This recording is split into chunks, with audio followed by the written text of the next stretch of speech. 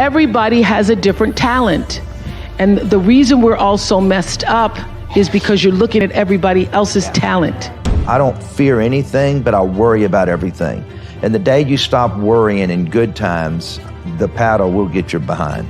Somebody taught me a long time ago a very valuable lesson, which is, want to be happy? Build a life, not just a business. Living that believe in life. Out here living that believe in life. Every day we living that believe in life. Hustle like we living that believe in life. Living life, yeah, so we grinding it out. Every single day we be grinding it out. Hustle like we living that believe in life, oh. That believe in life, oh. Hey, it's Evan Carmichael, and this channel is created to help you overcome the #1 challenge that is holding you back, a lack of belief in yourself. You watch these videos because you know there's something more inside you too. You have Michael Jordan level talent at something. So today, let's live your best belief life and learn how billionaires think and how you can apply their thought process to your business. Okay, let's kick it off with thought number 1, focus on service with Oprah Winfrey. Everybody has a different talent. And the reason we're all so messed up is because you're looking at everybody else's talent and wishing you had some of their talent. All the energy that you spend thinking about, wishing about, being jealous of, envious of anybody else is energy that you're not only putting out is going to come back to you negatively, but you're taking that away from you. All your energy should be forced on, what do I have to offer? What do I have to give? How can I be used in service? Because Dr. King's message of not everybody can be famous, but everybody can be great, because greatness is determined by service. And there is not a job in here that you can do that you don't switch the paradigm to service and not make that job more fulfilling. I don't care what the job is. If you say, I'm a singer, I'm a dancer, I'm an artist, I'm a teacher, I'm a nurse, I'm a doctor, I'm a janitor, I'm a clerk, if you say, if I look at this from, how do I use this in service to something bigger than myself? Yes. It no longer becomes a job. It becomes an offering to the world. Thought number 2, do the right things with Steve Jobs. somebody taught me a long time ago a very valuable lesson, which is if you do the right things on the top line, the bottom line will follow. And what they meant by that was, if you get the right strategy, if you have the right people, and if you have the right culture at your company, you'll do the right products, you'll do the right marketing, you'll do the right things logistically and in manufacturing and in distribution. And if you do all those things right, the bottom line will follow. Thought number 3, change yourself with Jack Ma. When I started a business, because it's so difficult to be a small business owner in China. It took me 5 months to borrow $500 and still failed. No chance. And it is, and I have no any idea about how to run a business. And when I go to register a company called Internet, the registering officer said, no, there's no such a word Internet in the dictionary. How can you register an Internet? So he said, you have to register another name. So I said, what's the name? He said, computer consulting firm. And I have no idea about what is computer. So my first company is Hansel Hope, computer consulting firm. It was tough, without knowing anything about technology, without knowing anything about a computer. In the past 15 years, I've been working. I call myself like a blind man riding on the back of the blind tigers. Those experts riding horses, they all fell. We survived because we worry about the future. We believe the future. We change ourselves. We never complain the others. Also, if you want to have more self-love and confidence, check out my 254 series. They're free. The links to join are in the description below. They bought stolen property and they tried to extort you. I always did everything back-ass half-words. You know, I like to challenge myself. From day one, I never tried to hide that I was the girl in my apartment with the red backpack. Thought number 4 is fear nothing with Tillman Fertitta. Tell people your concept of the paddle. Well, there's a paddle for everybody's ass. We all know that. And every day you just get up, and I don't fear anything, but I worry about everything. And the day you stop worrying in good times, the paddle will get your behind. And so as great as things are in life, I know you're only a few steps or a few incidents away from something bad happening. You can never forget it. Did you have fear as a kid and you just got into enough business scuffles that you figured your way through things, or have you always been fearless? I'm pretty fearless, but I do worry about everything. But, once again, the book, and this is why Harper's asked me to write the book because of all my Tillmanisms, you got to know what you know and what you don't know. And I knew that I understood business. Now, don't ask me to, go win an Emmy. I took guitar lessons for 4 years, and I still struggle playing a guitar. I can't draw a stick person very good, but I knew that I understood business. So I know what I know, and I know how to do due diligence on a deal. I don't worry about making a bad deal because I feel like that's what I know. So no fear when it comes to that. Thought number 5, be different with Mark Cuban. You talked about companies having a unique advantage. Can you speak more on that for me, please? Sure. I mean, what is it that a customer can get from you that they can't get from anybody else? And you have to be very careful with that too. When I just talked about lying to yourself as an entrepreneur, because often we'll say, well, it's just like Uber, but it has pink cars. Uber doesn't have pink cars. That's a difference without a distinction, right? Lots of times people get confused between what's a product and what's a feature. Pink Uber cars, that's a feature. That's not a unique product. Excuse me. So you have to know what it is that you do that is so unique, your potential customers say, whoa, I did not know that. As opposed to, well, let me go tell Uber that they should probably add pink cars. Because whenever you're competing with, all of you are going to compete with Amazon at some point, if you're not already. Just the reality. And so you've got to understand, when Amazon starts looking at my customer base, what is it that I can convey to them that makes me unique? And that's what I meant by unique difference. Thought number 6 is learn from your mistakes with Ray Dalio. So 1979, 80, 81, I calculated that American banks had lent a lot more money to emerging countries than those countries were going to get paid back. And I anticipated that there would be a debt crisis.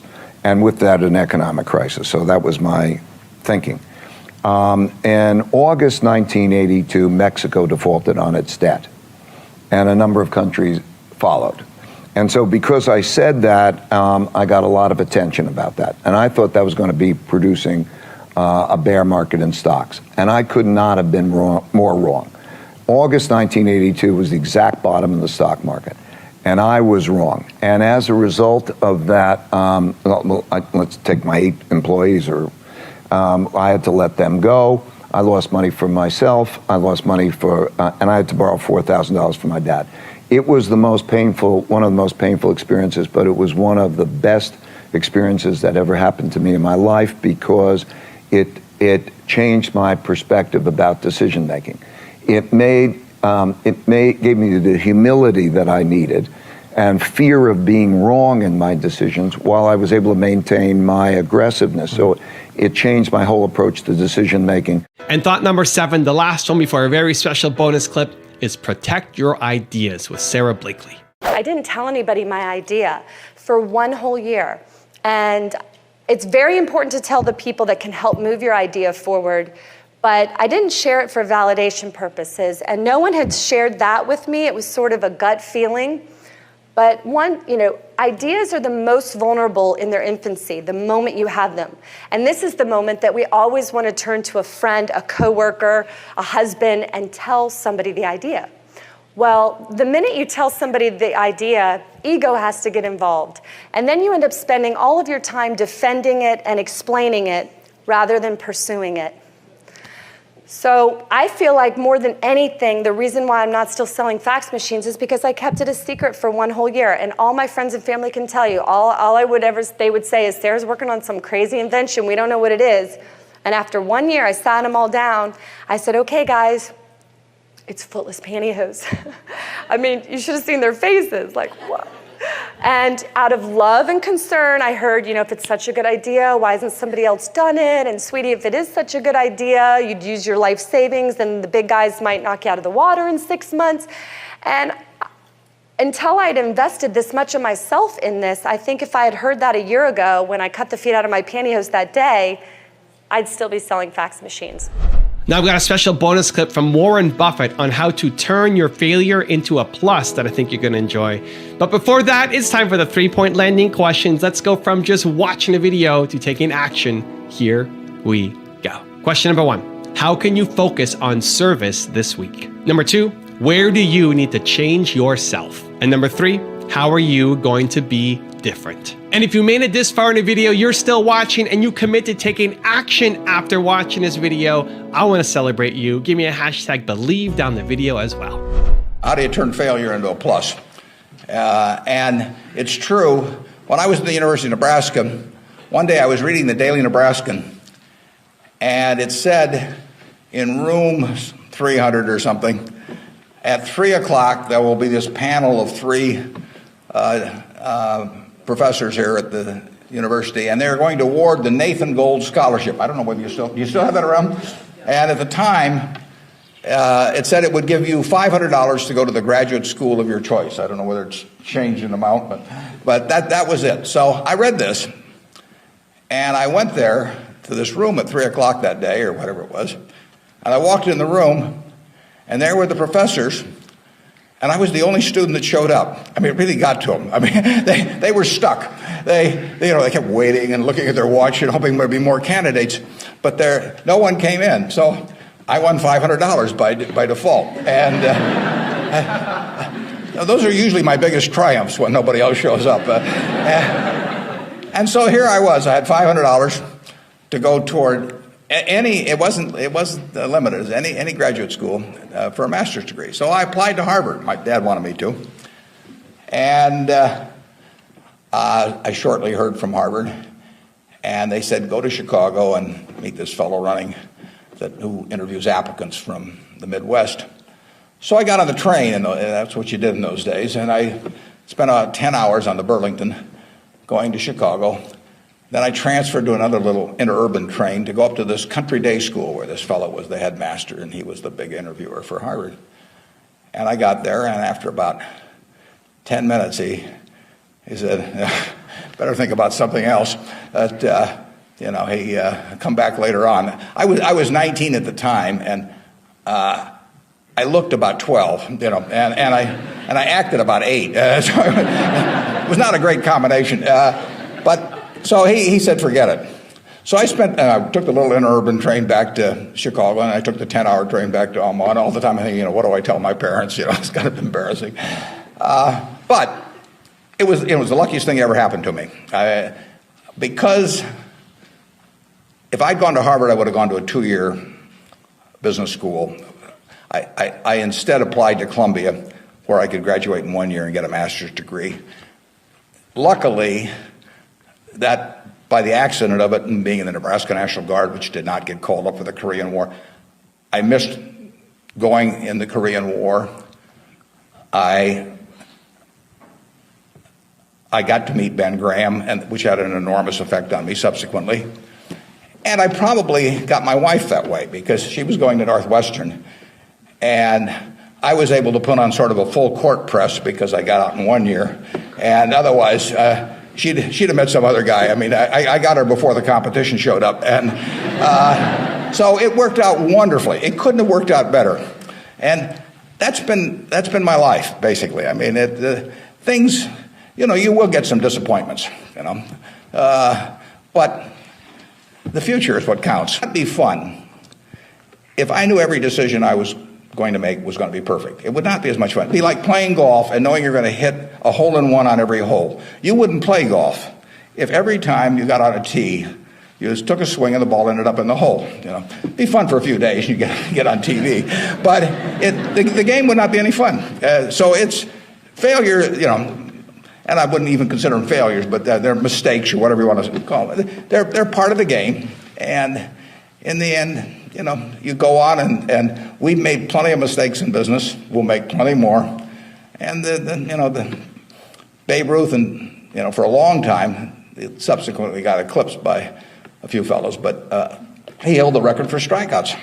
So he held the record for home runs and was the highest paid baseball player until the modern era came along. So it's part of the game. If you take big swings, you're going to miss sometimes.